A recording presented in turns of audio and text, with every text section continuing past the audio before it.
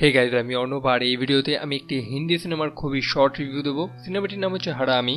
সিনেমাটির কনসেপ্ট খুবই ইউনিক আর কাস্টিংয়ে বলতে মোটামুটি একটাই পরিচিত মুখ আমি পেয়েছি, আর সেটা হচ্ছে ইমরান হাশমি। আদারওয়াইজ আর কাউকেই আমি চিনি না। মোটামুটি গোটা সিনেমাটি গড়ে উঠেছে কিছু ক্ষুদে অভিনেতাদের নিয়ে। সো যেমনটা বললাম, সিনেমাটির প্লটটি খুবই দারুণ। সো চলুন এবার সময় নষ্ট না করে বেসিক প্লটটি আমি এক্সপ্লেন করে দিই। সো প্রথমেই আমি বলেছি যে এটি একটি শর্ট রিভিউ হবে, তাই আমি সম্পূর্ণ গল্পটি এক্সপ্লেন করবো না এখানে। So don't worry.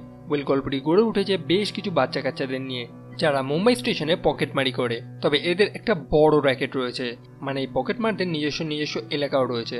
এরা একসাথে কমিউনিকেট করে মুম্বাই স্টেশনে সব প্যাসেঞ্জারদের পকেট মারে। তবে এরা একটা মানুষের আন্ডারে কাজ করে, তার নাম হচ্ছে সাগর। আর এই গল্পে সাগরের চরিত্রে অভিনয় করেছেন অভিনেতা ইমরান হাশমি।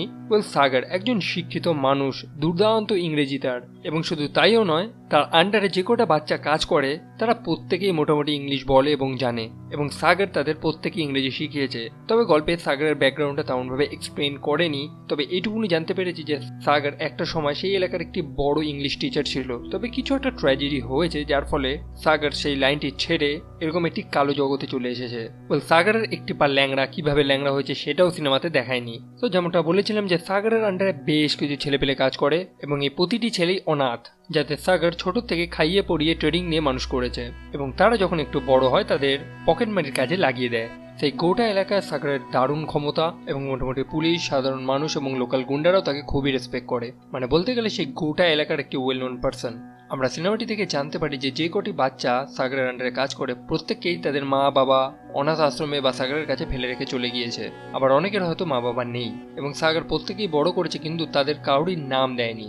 মানে বলতে গেলে যে কটি বাচ্চাকে আপনারা সিনেমায় দেখবেন তাদের কোনো নাম নেই, তাদের প্রত্যেককে নাম্বার দিয়ে ডাকা হয়। আর এই সিনেমায় যে মেন চরিত্র, মানে একটি ছেলে যে সাগরের আন্ডারে কাজ করে, তাকে বলা হয় 55, অর্থাৎ 55, যে হচ্ছে সাগরের ফেভারিট। মানে সে খুব দুর্দান্ত পকেটমারি করে।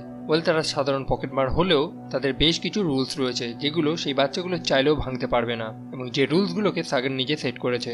আর কেউ যদি সেই রুলসটি ব্রেক করতে চায় তার ভয়ানক শাস্তি হয়। যেমন সিনেমায় একটি সিনে দেখায় যে একটি বাচ্চা একটি ফরেনারের ব্যাগ ঝাড়তে গিয়ে ধরা পড়ে যায়। সেই ফরেনারটি পুলিশের কাছে দিয়ে আসে বাচ্চাটিকে। তবে পুলিশ এবং সাগরের মধ্যে নিজস্ব সেটিং রয়েছে, তাই সাগরের উপর আর কোনো বড়সড় কেস হয় না। আর সেই মুহূর্তেই আমরা সাগরের বেশ কিছু সেট করার রুলস জানতে পারি, যেটা সম্ভবত সেই ছেলেটি ভেঙেছিল, এবং যার কারণে সে প্রচুর শাস্তি পায়। যেমনটা বলেছিলাম যে গল্পের মেন ক্যারেক্টার হচ্ছে 55, মানে 55, এবং সেখানে অবস্থিত বাকি সবকটি চোর বা বাচ্চাদের থেকে সম্পূর্ণভাবে আলাদা। সে একটু ডিফারেন্ট চিন্তাধারা নিয়ে চলে। তার মন খুবই ভালো, মানে খুবই সৎ। সে সেখানকার বাচ্চাদের মধ্যে সব থেকে ভালো পকেটমার হলেও তার জন্য সেই কাজটি করতে একদমই পছন্দ হয় না। মানে সে একটি ভদ্র মানুষের জীবন কাটাতে চায়। তার একটি অদ্ভুত অভ্যাসও আছে, লোকের পকেট মারার পর তাদের যে আইডি, মানে ভোটার আই কার্ড বা আধার কার্ড, সেটিকে সে নিজের কাছে রেখে দেয়, এবং সেই মানুষগুলোর অ্যাড্রেস খুঁজে তাদের বাড়িতে গিয়ে তাদের আইডিটি দিয়ে আসে। 55 অলওয়েজ চায় সেই পকেটমারির জীবন থেকে বেরিয়ে আসতে। তবে যেমনটা আমি বলেছিলাম যে সেখানকার কিছু রুলস রয়েছে, এবং কেউ চাইলেও সেটা ভাঙতে পারবে না। একই সাথে 55কে যে সাগর খুবই পছন্দ করে, মানে তাকে অ্যাজ এ ফেভারিট পকেটমার হিসেবে মেনে নিয়েছে, সেটা বাকি বাচ্চাদের একদমই পছন্দ না। মানে তাদের মধ্যে একটা হিংসাত্মক মনোভাব কাজ করে, আর এই নিয়ে তাদের মধ্যে অনেক ঝামেলা হয়, যেটা আমি বলে এক্সপ্লেন করতে চাই না এখানে। সো এই হারামি, এই সম্পূর্ণ গল্পটি গড়ে উঠেছে 55 নামক ছেলেটির জীবনটিকে নিয়ে। আপাতত এইটুকুই, বিকজ আমি অনেক স্পয়লার দিয়ে ফেলেছি। আর বেশি কিছু বলতে গেলে সম্পূর্ণ গল্পটাকে এক্সপ্লেন করা হয়ে যাবে, যেটা আমি একদমই করতে চাই না। গল্পটি মাঝখানে একটু স্লো ছিল, তবে গল্পের ব্যাকগ্রাউন্ড মিউজিক দুর্দান্ত ছিল, সিনেমাটোগ্রাফিও অসাধারণ ছিল। যদিও সিনেমার রান টাইম খুব একটা বেশি ছিল না, তাও আমার মনে হয়েছে যেন কিছু সিন একটু টেনে বাড়ানো হয়েছে, সময়টাকে ওয়েস্ট করা হয়েছে।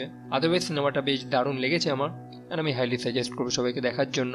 তবে আর একটা জিনিস বলতেও চাই, যদিও এটা কোনো স্পয়লার না, সিনেমায় ইমরান হাশমির রোল খুবই কম ছিল। মানে হাতে গুনে 2 থেকে 3টে সিনে আমরা মাত্র কয়েক মিনিটের জন্য দেখতে পাই।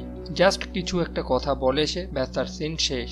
বাকি সময় আমরা বাকি পকেটমার এবং 55 নামে যে মেন ক্যারেক্টারটা তাকেই দেখতে পাই। মানে আপনি যদি ভেবে থাকেন যে ইমরান হাশমি এখানে মেন ক্যারেক্টার, সেটা একদমই না। আমার রিভিউ আপাতত এইটুকুই। আবার দেখা হবে পরের ভিডিওতে।